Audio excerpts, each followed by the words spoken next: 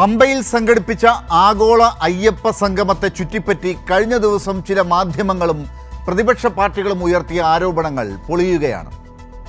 4000 പേർക്ക് പകരം 5000, കട്ടിലിന് ലക്ഷം, സർവം കൊള്ള എന്നിങ്ങനെ തലക്കെട്ടുകൾ മുഴങ്ങുമ്പോൾ അന്തിമ ഓഡിറ്റ് റിപ്പോർട്ട് പോലും പുറത്തു വന്നിട്ടില്ല എന്ന യാഥാർത്ഥ്യം നിസ്സംഗമായി മറച്ചുവെക്കപ്പെടുകയാണ്.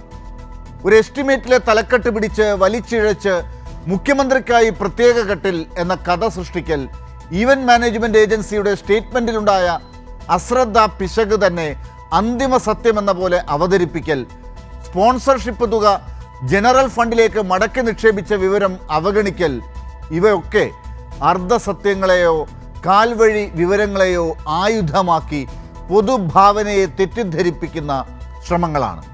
ഹൈക്കോടതി നിർദ്ദേശപ്രകാരം സമർപ്പിച്ച പ്രാഥമിക ഓഡിറ്റ് റിപ്പോർട്ടിൽ കണ്ടെത്തിയ പൊരുത്തക്കേടുകൾ തിരുത്താനുള്ള നടപടികൾ പുരോഗമിക്കുമ്പോൾ ധൂർത്തും കൊള്ളയും എന്ന് മുദ്രകുത്തി രാഷ്ട്രീയ ലാഭം കൊയ്യാൻ ശ്രമിക്കുന്നതിൽ എന്താണ് ലക്ഷ്യം?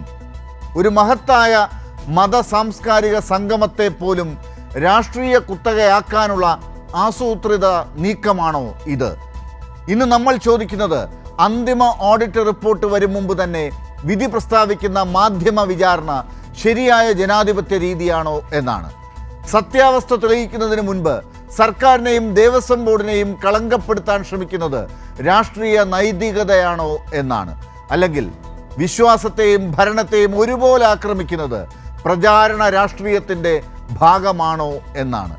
അർദ്ധസത്യങ്ങൾക്കും ആവേശ തലക്കെട്ടുകൾക്കും അപ്പുറം വസ്തുതകളും ഉത്തരവാദിത്വവും സുതാര്യതയും അടിസ്ഥാനമാക്കി ചർച്ച ചെയ്താൽ അഴിഞ്ഞു വീഴുന്നത് അയ്യപ്പൻ്റെ പേരിൽ കഥകൾ മെനഞ്ഞ് വിശ്വാസികളുടെ മനസ്സിളക്കി കലാപമുണ്ടാക്കിയാലും വീണ്ടും ഭരണ തുടർച്ച ഇല്ലാതാക്കി പ്രതിപക്ഷത്തിന് ഭരണമേൽപ്പിച്ചു കൊടുക്കാൻ പറ്റുമോ എന്ന മനോരാജ്യമാണ്.